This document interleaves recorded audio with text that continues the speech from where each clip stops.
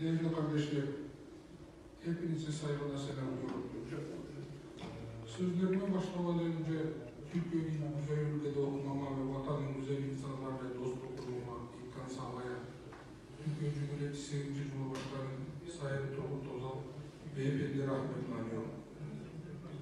Sayın Cumhurbaşkanı Recep Tayyip Erdoğan'a o zamanlar İstanbul Büyükşehir Belediye Başkanı iken Türkiye Cumhuriyetleri öğrencilerine sağlayan burstan yararlanmış öğrenci olarak kendilerine buradan teşekkür ederim.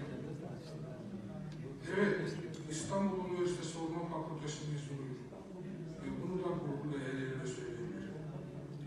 Sayın Başkan, değerli meslektaşlarımız, pandemi döneminde Bişkek Büyükşehir Belediyesi'nde personel şefliği, daha sonra Isıkgöl Valiliği ve sonra da Bişkek Büyükşehir Belediye Başkanı görevlerini yürüttük. Ve pandemi dediğimiz bu belanın def etmek için var gücümüzle çalıştık. İlk defa karşılaştığımız pandemiyle ülkemiz ve sağlık sistemimiz maalesef hazır değildi. Maalesef başka ülkeler de hazır değildi.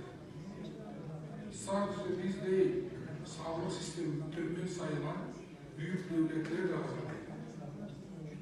Ülkelerimiz sağlık sistemleri sayıları milyonlara ulaşan insan sellerini sağlık sorunlarının taleplerini karşılamakta aciz kaldılar.